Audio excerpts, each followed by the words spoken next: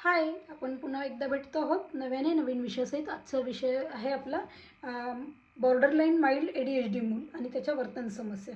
दिवसेंदिवस मूल जसं जसं मोठं होत जातं तसं तसं त्याच्या वर्तन समस्या वाढताना दिसतात. सामान्यतः बॉर्डरलाईन आणि माइल्ड ADHD मुलं ही सामान्य शाळेत शिक्षण घेतात, त्यामुळे स्पेशल एज्युकेशनचा अभाव या मुलांमध्ये दिसून येतो. त्यामुळे त्यांना त्याच्या वर्तन समस्या ज्या आहेत त्याविषयी त्या कशा हँडल करायच्या किंवा घरी असताना मूल वर्तन समस्यांवरती त्यांच्या कसं काम करायचं याचं प्रशिक्षण किंवा याच्याविषयी माहिती पालकांना फारशी नसते.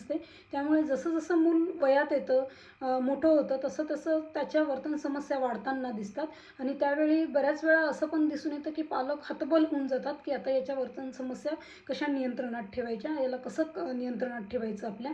तर त्यामुळे मी आवर्जून सांगेल पालकांना की ज्यावेळी मूल बॉर्डरलाईन आणि माइल्ड मूल 0 ते 6 वर्ष वयोगटातच असतं त्यावेळी स्पेशल एज्युकेशनचा जर आधार घेतला आपण तर त्याच्या वर्तन समस्या या कशा घरी असतानासुद्धा आपल्याला नियंत्रणात ठेवायच्या आहेत याविषयी आपल्याला मार्गदर्शन मिळेल, प्रशिक्षण मिळेल थेरपिस्टकडनं.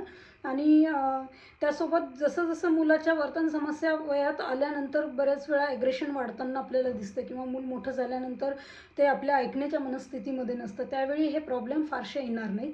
म्हणून मी आवर्जून सांगेल पालकांना की त्यांनी 0 ते 6 वर्ष वयोगटातल्या मुलांचे पालक जर हा व्हिडिओ बघत असतील तर त्यांनी वेळीच थेरपिस्टचं मार्गदर्शन घेणं गरजेचं आहे. आपण इथे थांबूयात.